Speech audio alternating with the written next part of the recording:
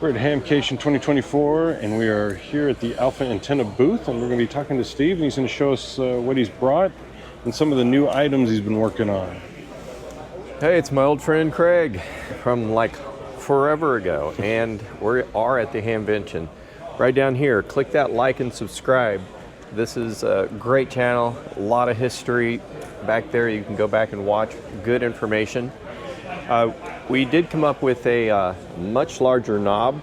This is probably the largest knob there I've ever seen, because we create it to maximize your ability to use fulcrum, like the old fulcrum technology, to even slow this tuning down even more, even though there is a reduction drive in this for a magnetic loop antenna. Still 100 watts and 10 through 40 meters at that. This year we bought one of the Yagis. So that's the portable Yagi that can cover from 2 through 20 meters. We've got a new 120 megahertz through 1 gigahertz mobile antenna.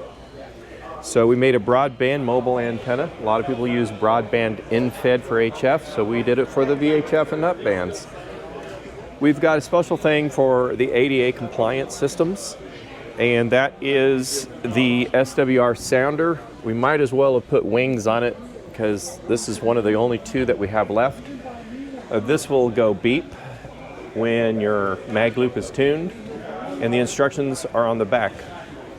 We were able to reduce all of our instructions to the size of a postcard for every system, so those with ADHD can get through that instruction much easily.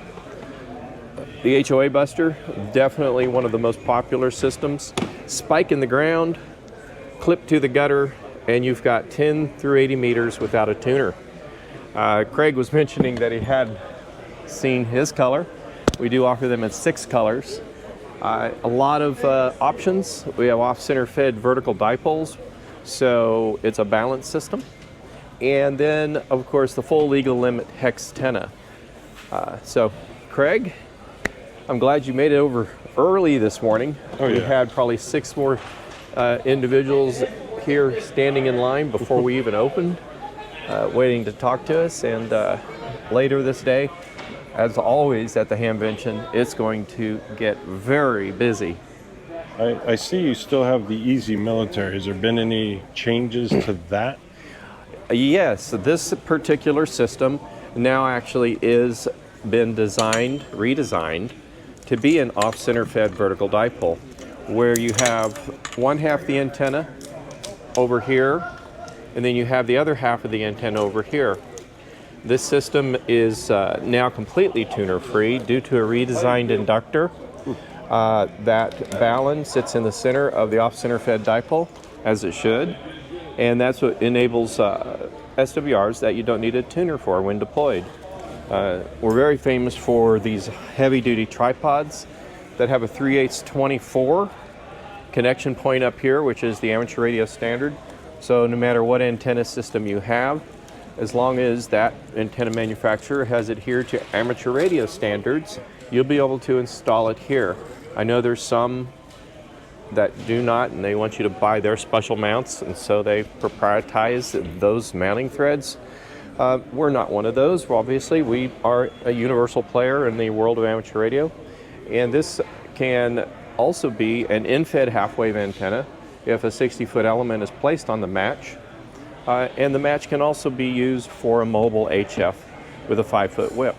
So universally, we can use these as building blocks like Legos to give you multiple antenna systems when you buy just one. So yeah, a lot of opportunities at that point. It's nice to have that expandability. We try to, give people options, and this military 2.0 system, some say it's the Easy Military, because originally that's what it was over 15 years ago. This is definitely one of our best sellers, and we are always looking to improve it. All righty. I greatly appreciate the time, and I know you're busy, got to get ready for the show. So thanks so much again. My pleasure. 73.